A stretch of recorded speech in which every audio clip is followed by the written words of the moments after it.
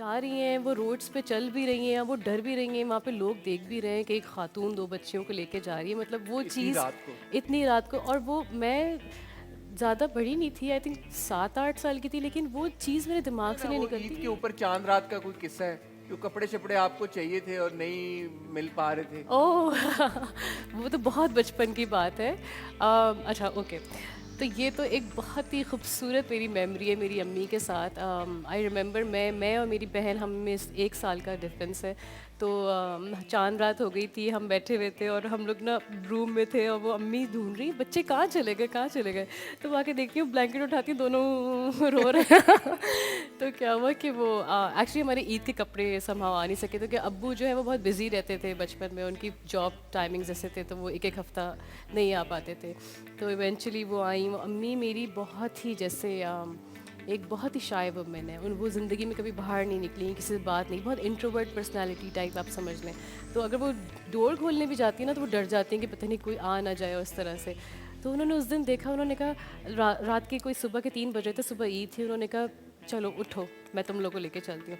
अब वो जा रही हैं, वो रोड्स पे चल भी रही हैं, वो डर भी रही हैं, वहाँ पे लोग देख भी रहे हैं कि एक खातून 2 बच्चियों को लेके जा रही है। मतलब वो इतनी चीज़ रात को। इतनी रात को, और वो मैं ज़्यादा बड़ी नहीं थी, आई थिंक 7-8 साल की थी, लेकिन वो चीज़ मेरे दिमाग से नहीं निकलती कि ये एक शख्स है मैं हमारे साथ, जो इतना खुद डर रहा है लेकिन हमें किस तरह से प्रोटेक्ट कर रहा है।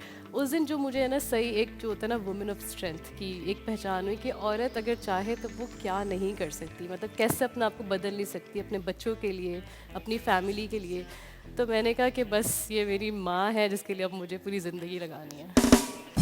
और मजे की बात कि सोनिया को जब उनका अपना पहला पे चेक मिला फरवा की एबीसी के लिए, उससे आपने क्या किया बताएं। तो ये मेरा हमेशा से ड्रीम था कि मैं अपने उससे पेरेंट्स के साथ मतलब मुझे शौक़ था कि अल्लाह का घर देखें आप जाएं, एक हमेशा से आपकी एक ख्वाहिश होती है। मैं लगती नहीं हूँ बहुत, लेकिन थोड़ी बहुत रिलीजियस भी हूँ।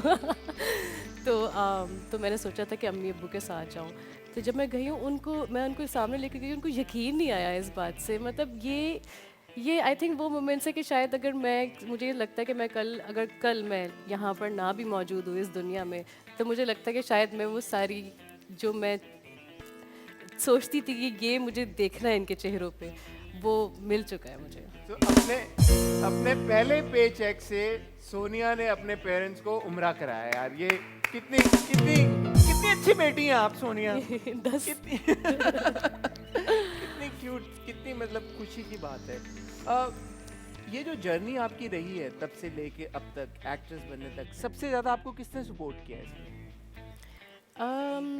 आई थिंक किसी एक को तो नहीं मैं कहूँगी, सभी ने बहुत सपोर्ट किया।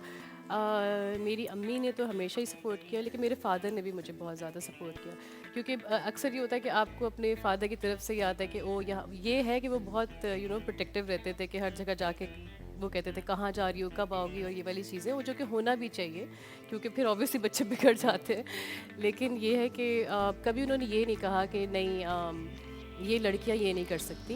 उन्होंने हमेशा परमिशन दी है। तो मुझे लगता है कि एक फ़ादर की तरफ से परमिशन होना और उनकी तरफ से हाँ होना ना, आपको बहुत कॉन्फिडेंस देता है।